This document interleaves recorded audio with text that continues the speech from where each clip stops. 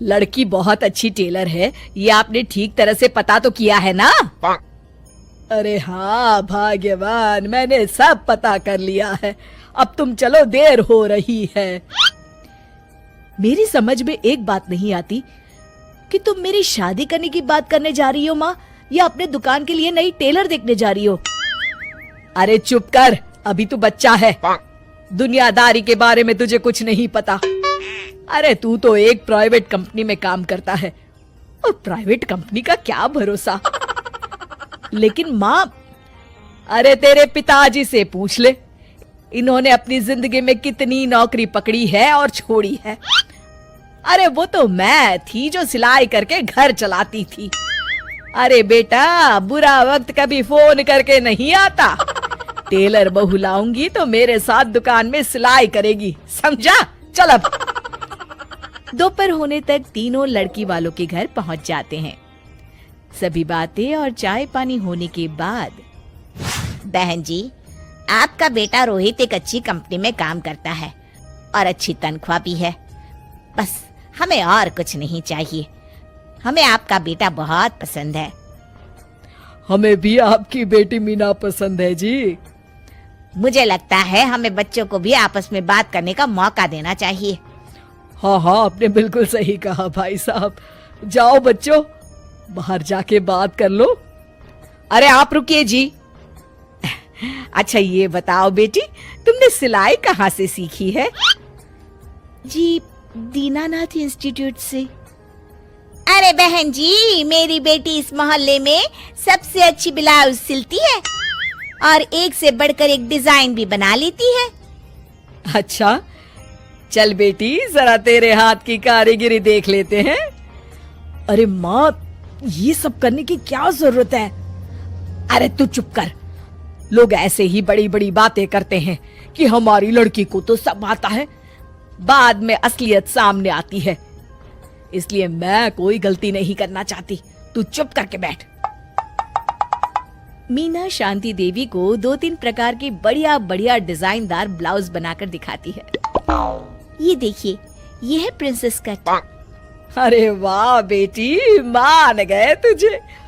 तू तो मुझसे भी अच्छा ब्लाउज सिल लेती है।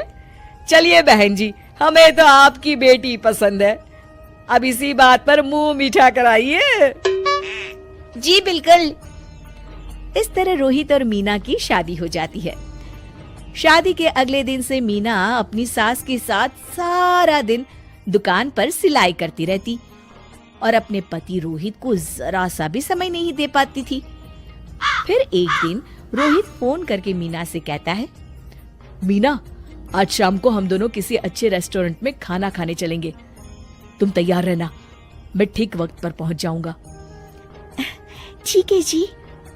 शाम को रोहित जब घर आता है तो मीना सिलाई मशीन पर बैठी ब्लाउज सिल रही होती है। अरे ये क्या? मैंने तुमसे कहा तो था कि शाम को हमें रेस्टोरेंट में खाना खाने के लिए जाना है, और तुम हो कि सिलाई कर रही हो। हद हो गई। मुझे माफ कर दीजिए जी, क्या करूं, ये ब्लाउज मुझे कल अर्जेंट सील कर देनी है। सारा दिन तो तुम माँ के साथ दुकान पर सिलाई करती हो। अरे कम से कम शाम का वक्त तो मेरे लिए रखा करो। तभी वहाँ शांति देवी आ जाती है। अरे क्यों बहू को परेशान कर रहा है? कल ये तीनों ब्लाउज सुबह सिल कर देनी है। चल जा, अपना काम कर। रोहित चुपचाप वहाँ से चला जाता है। इस तरह अपनी सास के डर के मारे मीना चाहकर भी अपने पति के लिए वक्त नहीं बिता पाती थी। फिर एक दिन रोहित दोपहर को ऑफिस से घर आता है। उसके साथ उसकी कार में एक लड़की बैठी होती है।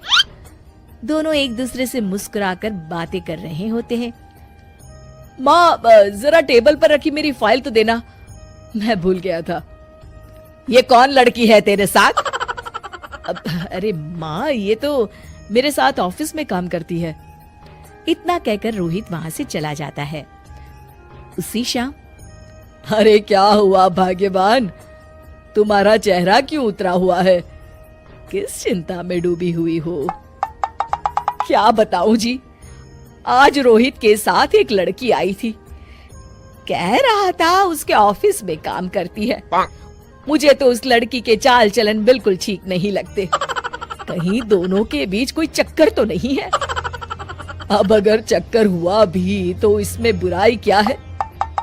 अरे बड़े अजीब आदमी हो आप, कैसी बातें कर रहे हो? तो और क्या कहूं, तुम घर में बहू के बजाय एक काम करने वाली लड़की लेकर आई हो जो सारा दिन तुम्हारे साथ तुम्हारी दुकान पर काम कर सके। अरे भाग्यवान, शुक्र मनाओ कि मैं शरीफ था, इसलिए मैंने कभी किसी औरत की तरफ आंख उठाकर भी नहीं देखा। पर अब हर कोई तो मेरे जैसा नहीं हो सकता ना। इतना कहकर गिरधारी वहां से चले जाते हैं। शांति देवी समझ जाती है कि गिरधारी क्या कहना चाहते हैं। उसे अपनी गलती का एहसास हो जाता है और वो सोचती है जितनी जल्दी हो सकेगी वो अपनी गलती सुधार लेगी। और इसीलिए 2 दिन के बाद, रोहित बेटा, मैं चाहती हूँ कि कुछ दिनों के लिए तू अपनी ऑफिस से छुट्टी ले ले। क्यों, क्या हुआ माँ? अरे कुछ नहीं बेटा, मैंने तेरे और बहू के लिए शिमला की 2 टिकट बुक की है। मैं चाहती हूँ कि तुम दोनों कुछ दिनों के लिए बाहर घुमाओ। क्यों बहू, ठीक है ना? सासू माँ की बात सुनकर मीना का चेहरा भी खिल उठता है।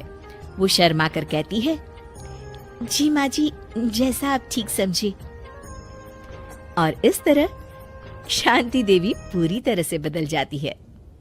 शिक्षा, बहू को बहू नहीं बल्कि बेटी समझना चाहिए और ना कि काम करने वाली नौकरानी।